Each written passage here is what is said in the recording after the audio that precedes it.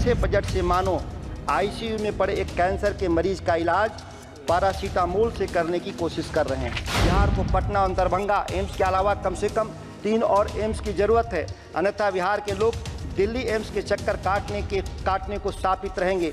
औरंगाबाद में स्वीकृत medical college पैसे के अभाव में निर्माण शुरू नहीं हो पाया। देव जैसे ऐतिहासिक पर्यटन स्थल पर बड़ा अस्पताल का निर्माण हो। आशा और ममता जैसे ग्रामीण स्वास्थ्य कार्यकर्ताओं का न्यूनतम 20,000 मानदेय का भुगतान सुनिश्चित किया जाए, यह देश की सरकार से मैं मांग करता हूं। नमस्कार, आप देखना शुरू कर चुके हैं लाइव फीडीज को। मेरा नाम अभिषेक है। देश की संसद में, लोकसभा में आरजेडी के सांसद, बक्सर से सांसद सुधाकर सिंह ने स्वास्थ्य विभाग के बजट को लेकर सवाल उठा दिए कि ये बजट ऐसा है कि मानो आईसीयू में भर्ती कैंसर के मरीज के इलाज के लिए पैरासीटामोल की दवा दी जा रही हो। तो ऐसा बजट बताया है उन्होंने, और साफ साफ बजट को क्यों कम किया जा रहा है, लगातार बजट को कम किया जा रहा है। उन्होंने कहा कि देश में जिस तरीके से स्वास्थ्य व्यवस्थाएं हैं उसको लेकर उन्होंने सवाल उठाया है। बिहार में जिस तरीके से स्वास्थ्य व्यवस्था की पोल खोल दी है, बिहार में किस तरीके से स्वास्थ्य व्यवस्था है, लचर स्वास्थ्य व्यवस्था है, उस पर सवाल उठाया है और कानून बनाने की मांग कर दी है। देश की लोकसभा में आरजेडी के सांसद सुधाकर सिंह ने कानून बनाने की मांग की है। उन्होंने कहा कि कानून बनाया जाए कि ग्रामीण इलाकों में जो आते हैं चिकित्सक, जो पढ़ाई कंप्लीट कर लेते हैं, उन्हें पहले ग्रामीण इलाकों में भेजा जाए, ग्रामीण इलाकों में वो काम करें, जिससे ग्रामीण इलाकों में सुधार होगा।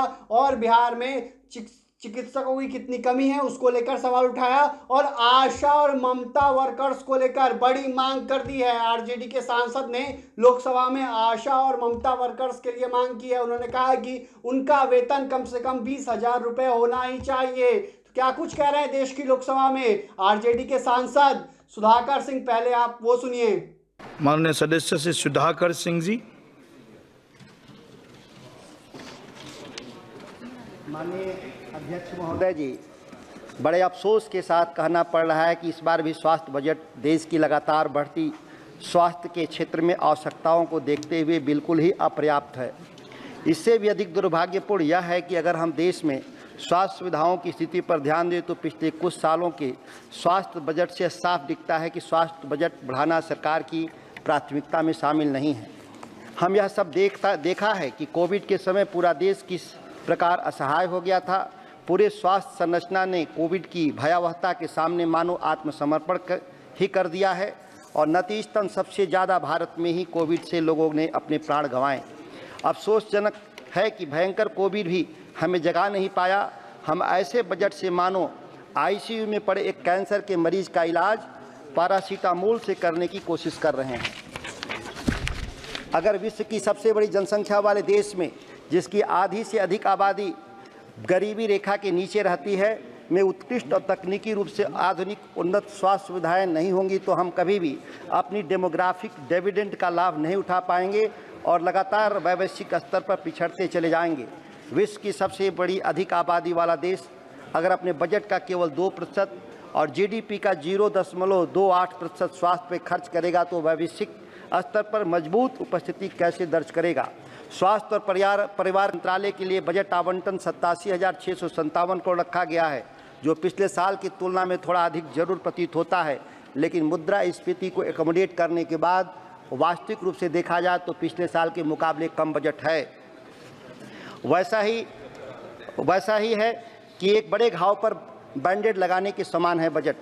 इन्फ्लेशन को एडजस्ट करके देखें तो महत्वपूर्ण स्वास्थ्य कार्यक्रमों जैसे कि राष्ट्रीय स्वास्थ्य मिशन और आयुष्मान भारत के वास्तविक आवंटन में गिरावट आई है, और वर्तमान आवंटन में ऐसा लगता है कि हम एक ऐसे स्वास्थ्य प्रणाली के साथ संतुष्ट है जो मुश्किल से ही बस रेंग रहा है। बिहार से सांसद होने के नाते मैं सदन का ध्यान बिहार के स्वास्थ्य ढांचे के दयनीय स्थिति और केंद्रीय बजट में बिहार निरंतर अनदेखी की ओर भी लाना चाहूँगा। बिहार देश के सबसे गरीब और घनी आबादी वाला प्रमुख राज्य है। केंद्रीय स्वास्थ्य मंत्री जी जेपी नड्डा जी का बिहार से लंबा और पुराना नाता रहा।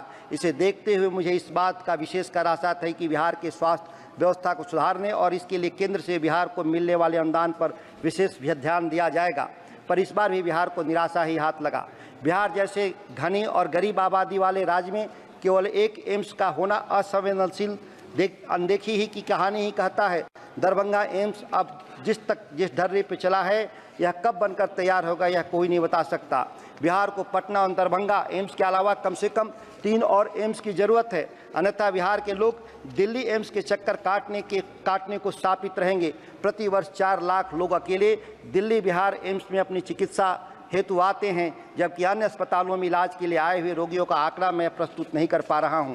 बिहार में देश में सबसे कम डॉक्टर रोगी अनुपात है। यह असंतुलन को दूर करने का समय आ गया है। जिला अस्पताल में कहीं भी बेहोशी के डॉक्टर नहीं होने से छोटे छोटे ऑपरेशन के लिए भी लोगों को पटना जाना। स्वास्थ्य केंद्र मूलभूत सुविधाओं और पर्याप्त संख्या में कर्मियों की कमी की कहानी कहते हैं, तो वहीं सुपर स्पेशलिस्ट स्वास्थ्य सुविधाएं भी नदारत हैं। नवजात शिशु या छोटे बच्चों के हृदय में अगर दुर्भाग्यवश छिद्र मिल जाए तो उनके परिजन दिल्ली या बेंगलुरु का चक्कर काटते रह जाते हैं। हृदय या गुर्दे के रोगों के इलाज के लिए जुड़ी सुविधाएं भी लगभग नदारत है। कोविड जैसे किसी भी संक्रमण से निपटने के लिए बिहार का पूरा स्वास्थ्य व्यवस्था पूरी तरह से असमर्थ है। महिलाओं के स्वास्थ्य संबंधी सुविधाओं और उपचार की व्यवस्था भी भयावह स्थिति में है। एनीमिया बिहार में महिलाओं के बीच एक गंभीर समस्या बनी हुई है। एक तत्पर और सतत एनीमिया स्क्रीनिंग कार्यक्रम अत्यावश्यक है। शिशु मृत्यु दर, मातृ शिशु मृत्यु दर, जच्चा बच्चा में पाए जाने वाले कुपोषण के मामले में बिहार में भी चिंताजनक स्थिति में है। ग्रामीण क्षेत्रों में चिकित्सक अपनी सेवाएं देना नहीं चाहते।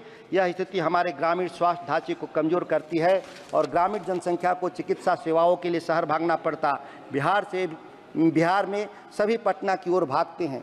इस समस्या के समाधान के लिए सरकार यह अनिवार्य करे कि सभी चिकित्सा संस्थान तक अपनी पढ़ाई पूरी करने के बाद ग्रामीण क्षेत्रों में कुछ वर्षों तक सेवा देंगे, तभी जाकर ग्रामीण क्षेत्रों में स्वास्थ्य सुविधाओं में सुधार की आशा की जा सकती है। इसके लिए अगर जरूरत पड़े तो संसद से कानून बनाने की भी आवश्यकता है। बिहार में चिकित्सकों और विशेषज्ञों की कमी 2005 से 2022 के बीच 46% से बढ़कर 79% हो गया। इस पर भी केंद्र सरकार को ध्यान देना होगा। बिहार का स्वास्थ्य संरचना भारी संकट में है। प्रति लाख लोगों पर अस्पताल के बिस्तरों की संख्या बिहार में देश में सबसे कम केवल 6 हैं। बजट में महत्वपूर्ण पहलुओं पर भी ध्यान नहीं गया। जरूरत थी आयुष्मान योजना को सभी आय समूहों के वृद्धों के लिए उपलब्ध करवाया जाए। इसके लिए विशेषकर वृद्धों, विकलांगों और कमजोर वर्गों के लिए लोगों के नियमों में ढील दी जाए। मैं 1 मिनट में अपनी बात समाप्त करता हूं। अंतिम में मैं बिहार के लिए एक एम्स की स्थापना का मांग करता हूं, ताकि बेहतर इलाज के लिए दिल्ली मुंबई नहीं जाना पड़े। औरंगाबाद में स्वीकृत मेडिकल कॉलेज पैसे के अभाव में निर्माण शुरू नहीं हो पाया। देव जैसे ऐतिहासिक पर्यटन स्थल पर बड़ा अस्पताल का निर्माण हो। आशा और ममता जैसे ग्रामीण स्वास्थ्य कार्यकर्ताओं का न्यूनतम 20,000 मानदेय का भुगतान सुनिश्चित किया जाए। यह देश की सरकार से मैं मांग करता हूं। मैं अपनी बात समाप्त करूं।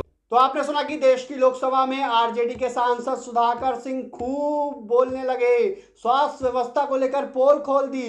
उन्होंने साफ साफ कहा कि कैंसर के मरीज का आईसीयू में भर्ती, कैंसर के मरीज का इलाज पैरासीटामोल से हो रहा है। तो इस बजट को लेकर सवाल उठाए हैं उन्होंने और साफ साफ कहा कि बिहार में आशा और ममता वर्कर्स के लिए न्यूनतम वेतन निर्धारित किया जाए, 20,000 रुपये कम से कम निर्धारित उन्हें दिया जाए। और कई सारी मांग की गई है उनकी ओर से, कानून बनाने की मांग की गई है। तो लालू यादव के जो सांसद हैं उन्होंने मांग कर दी है। आरजेडी के बक्सर से सांसद हैं सुधाकर सिंह, उन्होंने मांग उठाई है स्वास्थ्य व्यवस्था को लेकर। बिहार की स्वास्थ्य व्यवस्था पर सवाल उठाए हैं। बिहार में जिस तरीके से लचर स्वास्थ्य व्यवस्था का उन्होंने आरोप लगाया है, चिकित्सकों की भारी कमी है, इसको लेकर सवाल उठाया है। एम्स की मांग की है उन्होंने, दरभंगा और पटना के अलावा और कई जगहों पर एम्स बने ताकि दिल्ली जाना ना पड़े। अब एक छोटी बीमारी के लिए पटना आना पड़ता है, नहीं तो दिल्ली जाना पड़ता है। उसको लेकर कई सारी बातों को लेकर उन्होंने सवाल उठाए हैं। तो बने रहिए लाइव सिटीज के साथ। हमारे यूट्यूब चैनल को सब्सक्राइब करिए, फेसबुक पेज को लाइक करिए।